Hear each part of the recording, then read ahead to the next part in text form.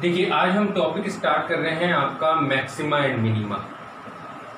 Most important topic for board. Actually जो है 6 marks का जो क्वेश्चन बनता है आपका, वो इस टॉपिक में से बनता है। मतलब 100% 6 मार्क्स का क्वेश्चन इस टॉपिक से आना ही आना है बोर्ड में, कंफर्म।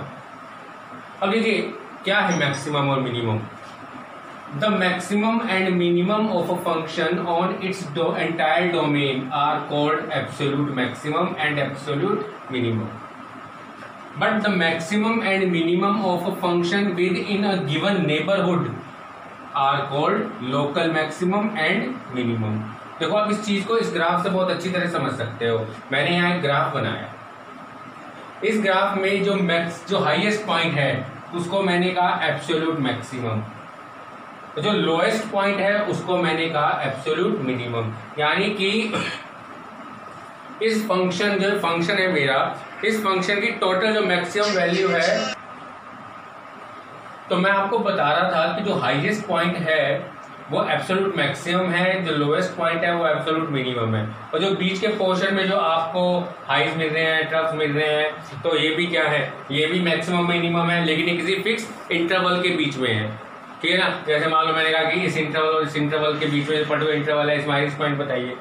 जैसे मैक्सिमम वैल्यू बताइए तो आपने बता दीजिए, तो ये लोकल मैक्सिमम हो गया। इस जगह से इस इंटरवल में बताइए आप, तो ये लोकल मिनिमम हो गया। तो ये है आपका मेजर जो डिफरेंस है एब्सोल्यूट मैक्सिमम, एब्सोल्यूट मिनिमम और लोकल मैक्सिमम, लोकल मिनिमम में, वो ये डिफरेंस है। अब इसमें अगर हम एब्सोल्यूट मैक्सिमम को डिफाइन करें तो उसकी डेफिनेशन कुछ ऐसे बनती है। Let F be a function defined on an interval I या कोई भी इंटरवल हो सकता है, आइदर क्लोज्ड और open, then F is said to be क्या कहलाएगा? Absolute maximum value in I. F क्या कहलाएगा? Absolute maximum value if there exist a value c belongs to I such that fc greater than or equal to fx for all x belongs to I। यानी कि fc की value greater than और equal fx आनी चाहिए। अगर ऐसा है तो फंक्शन कहलाता है एब्सोल्यूट मैक्सिमम। तो ये जो fc है, ये fc क्या कहलाएगा? Then number fc is called maximum value of f and c is called a maximum value of c. c is a point of maximum value of f in I. Similarly, absolute minimum value in I if there exists a c belongs to I such that fc less than or equal fx। देखो, यहाँ case था fc greater than or equal fx। Minimum के case में fc less than or equal fx for all x belongs to I। Then fc is called minimum value and c is called point of minimum value। So this is the definitions of absolute maximum and absolute minimum value। चलिए बच्चों, हमने आपको maxima और minima के बारे में बताया था अपने लेक्चर में। अब देखिए उसकी एक्सरसाइज देखिए। एक्सरसाइज 6.5 है आपका। पहला क्वेश्चन है fx equal 2x minus 1 whole square plus 3। आपको इसकी मैक्सिमम या मिनिमम वैल्यू जो भी एग्जिस्ट करती है वो बतानी है। अब देखिए इसके लिए क्या करेंगे। देखिए यहाँ हमें कोई x की वैल्यू तो दी नहीं हुई, तो इसका मतलब x जो है यहाँ किसको बिलोंग करता है? Real number. और जब x रियल नंबर को बिलोंग करता है तो इसका मतलब क्या हो गया कि जो x की वैल्यू है वो -∞ less than x less than ∞। अब हमने क्या किया? अब हमें देखो इस x को बनाना है fx, यानी कि 2x minus 1 whole square plus 2। तो इसके लिए देखो सबसे पहले x को क्या करना पड़ेगा? 2 से मल्टीप्लाई करना पड़ेगा, क्योंकि 2x बनाना है। तो क्या बन के आया? 2x less than ∞ minus ∞ to ∞। देखो किसी भी टर्म को मल्टीप्लाई करते हैं तो ∞ and minus ∞ remains ∞ and minus ∞ respectively. Next subtract करिए -1। तो आपने जैसे ही ये -1 का सब्ट्रैक्ट किया तो ∞ रहा और माइनस ∞ ही रहा। अब आपने देखो क्या करना है? 2x माइनस 1 का स्क्वायर करना है। You have to square this particular number। जैसे ही आपने इसको स्क्वायर किया तो ये तो ∞ ही रहा, लेकिन ये ∞ ना होकर क्या हो गया? 0 और लेस देन इक्वल का साइन लग गया। 0 less than equal 2x minus 1 whole square less than ∞। अब देखिए यहाँ से क्या किया फिर आपने +3 ऐड किया, +3 ऐड करेंगे तो क्या बनेगा 3 less than equal 2x minus 1 whole square plus 3 less than, यानी कि रिजल्ट आपका देखो क्या आ गया 3 less than equal fx less than, यानी कि fx की वैल्यू 3 या 3 से बड़ी हो सकती है और इन्फिनिटी से छोटी है, यानी कि इस फंक्शन की वैल्यू 3 या 3 से बड़ी है, तो यानी कि मिनिमम वैल्यू फंक्शन की क्या हो गई, इसका मतलब यहाँ अगर हम इसको ठीक से लिखें तो fx की वैल्यू क्या बन गई ग्रेटर देन इक्वल 3, यानी कि fx जो है वो 3 या 3 से बड़ा हो सकता है, तो इसका मतलब मिनिमम f क्या हो गया यहाँ 3 और maximum f does not exist. ये इस क्वेश्चन का बेटे आंसर है, क्योंकि आप इसकी मैक्सिमम वैल्यू फाइंड आउट नहीं कर सकते, क्योंकि देखो क्लियर है यहाँ कि fx की जो वैल्यू है फ्रॉम 3 टू इन्फिनिटी, हम इन्फिनिटी हमें पता है नहीं इन्फिनिटी है क्या, नॉट डिफाइंड, तो इसलिए maximum value does not exist but minimum f is 3। Similarly gx equal minus mod x plus 1 plus 3, अब यहाँ भी देखो similarly as x belongs to r, जब x बिलोंग्स टू r है तो हमारे पास क्या आ गया minus infinity less than x less than, सो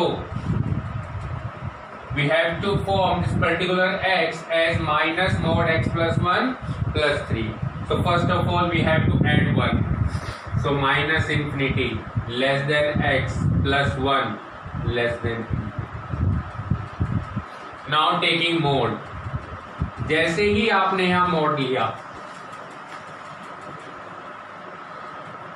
ये तो इंफिनिटी ही रहा, लेकिन ये वैल्यू अगेन क्या हो गई 0, क्योंकि मोड क्या करता है सभी रिजल्ट को पॉजिटिव कर देता है, तो माइनस इंफिनिटी टू इंफिनिटी में जितनी भी निगेटिव वैल्यू होंगी वो सब पॉजिटिव हो जाएगी और मिनिमम वैल्यू रह जाएगी 0। अब हमने क्या किया यहाँ पर माइनस से मल्टीप्लाई, जैसे ही आपने माइनस से मल्टीप्लाई किया तो आप जानते हैं कि इनइक्वालिटी के साइन चेंज हो जाते हैं,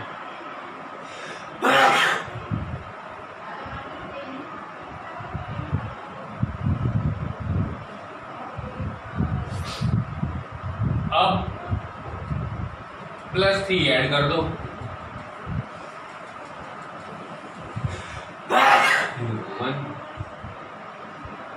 +3 लेस देन इक्वल 0, देखो ये कर दिया मैंने, सॉरी 3 ऐड किया, तो फाइनल रिजल्ट देखो बच्चे आपका क्या बन गया gx। अब देखो gx की वैल्यू 3 या 3 से छोटी, यानी कि मैक्सिमम g आपके पास आ गया 3 और minimum g does not exist,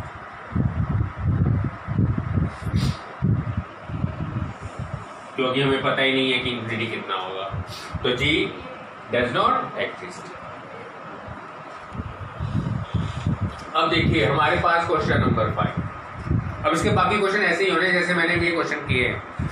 अब देखिए 5th क्वेश्चन में क्या है, हमें fx दिया हुआ है और हमें एब्सोल्यूट मैक्सिमम और एब्सोल्यूट मिनिमम वैल्यू बतानी है। देखो ऐसे केसेस में हम क्या करते हैं, जब हमें absolute maximum absolute minimum value बतानी हो और हमें इंटरवल गिवन है क्लोज इंटरवल 0 to π, तो देखो हम ऐसे क्वेश्चन में क्या करते हैं, सबसे पहला काम होता है f dash x find out करना, यानी कि फर्स्ट डेरिवेटिव क्या बन के आएगा cos x माइनस,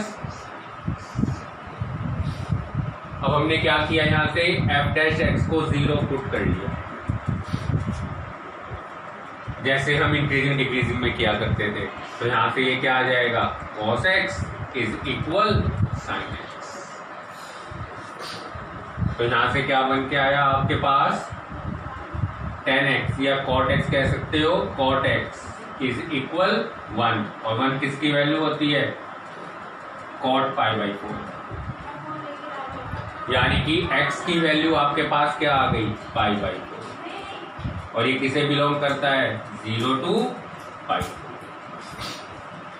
तो अब देखो इस क्वेश्चन में क्या करेंगे, आपके पास सही मायने में x की 3 वैल्यू मिली है आपको, एक तो x आप यहाँ निकाल के आए π/4 और 2 वैल्यू आपकी जो आपको क्लोज इंटरवल की फॉर्म में दी हुई है 0 और π। पाई। तो आपका अब काम क्या होगा, यहाँ से आपने क्या करना है, इस फर्स्ट क्या कहते हैं, आप f0 की वैल्यू निकालेंगे, f पाई बाई 4 की वैल्यू निकालेंगे और f पाई की वैल्यू निकालेंगे।